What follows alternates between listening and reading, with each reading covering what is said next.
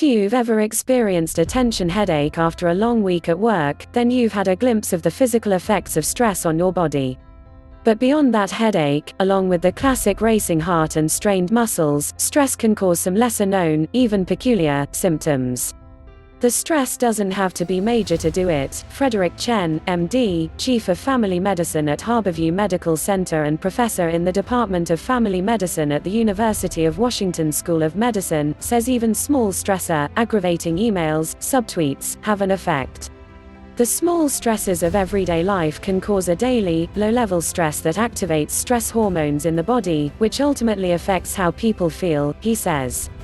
The interesting thing is that we don't always know why people respond in the way they do. Often, a long-term build-up of these minor stresses, when the body doesn't go back to normal, causes people to experience weird symptoms. Acute stress tends not to have an effect on health, says Sharon Bergquist, MD, an assistant professor of medicine at Emory University School of Medicine. It's the activation of chronic stress, when people don't go back to their baseline of rest and recovery, that tends to affect people. Here are some of the most unusual things stress can cause in the body. Hair loss and prematurely graying hair. Yufang Lin, MD, an integrative medicine physician at Cleveland Clinic, says stress can cause a temporary condition called telogen effluvium, which stops hair follicles from growing. This can lead hair strands to fall out more easily over time, often when someone is washing or brushing their hair. Usually, the hair will start growing back once the stressful period ends, Lin says.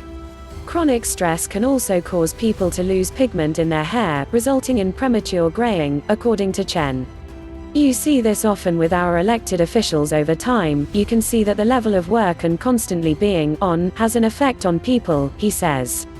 Scientists recently uncovered a potential mechanism explaining why stress induces premature graying. Researchers found that the sympathetic nervous system, which is responsible for the fight-or-flight response, can affect the stem cells responsible for hair pigment.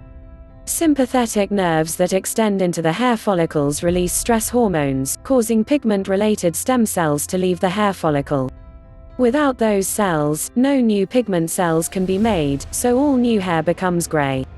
Increased sensitivity to pain. It's well known that stress can cause physical tension, which can lead to painful headaches and neck and back pain. But stress can also affect how people experience pain, often causing an exaggerated response to an otherwise minor stimulus. One study in children with recurring abdominal pain showed that stress reduced their tolerance for that pain, and in people with chronic pain, pain levels spike during periods of stress. Scientists think this heightened pain response might occur because stress can make the hormones that help people cope with pain less effective. Chen gives the example of a transgender patient who experienced debilitating back pain from a work injury, which resolved only after she shared her gender identity with her family. This patient had the most profound back pain I'd ever seen, and it lasted for years, with such an exaggerated pain response, Chen says. She had been hiding her transgender identity and had not been able to process that, and it was only after going through the transition that her pain completely resolved. Reduced fertility. Bergquist says stress can impact fertility in both men and women. It can disrupt a woman's menstrual cycle, resulting in decreased ovulation and irregularity. In men, prolonged emotional stress is associated with a lower sperm count, and the sperm that are produced move less effectively, which can make conception difficult. While experts aren't totally sure of the exact physiological mechanisms at play in either scenario, Bergquist says during the stress response, the body conserves its energy to fight or flee, which takes resources away from non-essential functions, including fertility. One study suggests psychological stress may release steroid hormones that in turn blunt sperm production. The muscles in the lower part of the throat constrict under anxiety, which can create a sensation that you can't swallow. Hot flashes. It's normal for people to get a little sweaty when they're nervous. Scientists think sweat helps make people more slippery and difficult for a predator to catch. But chronic stress can cause people to sweat more in general, and for menopausal women, stress can lead to more severe hot flashes. Theoretically, this could be related to stress-induced hormonal changes, or it could be part of the cascade of fight or flight or hormones, says Bergquist. Fight or flight heightens the sympathetic nervous system, and with that, there's naturally more sweating, since the entire body is working at a heightened state. A lump in the throat. Bergquist says she commonly sees stressed out patients who feel like they can't swallow due to a sensation of a lump in their throats, but physically, there's nothing actually there. The muscles in the lower part of the throat constrict under anxiety, which can create a sensation that you can't swallow, Bergquist says. Heightened sense of smell and ringing in your ears. Ever notice how a familiar smell can bring a flood of memories with it?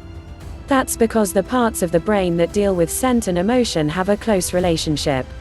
For some people, emotional stress can bring with it a heightened sense of smell. Studies show that increased stress hormones in the body cause people to more accurately identify smells.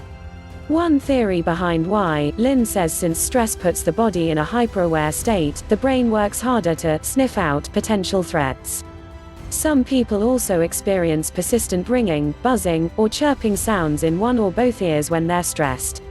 Bergquist says this ringing, which is called tinnitus, may not always be related to what's going on the ears. The amygdala, which is part of the brain that reacts to stress, also helps to process sound, which means stress and fear can cause ear ringing.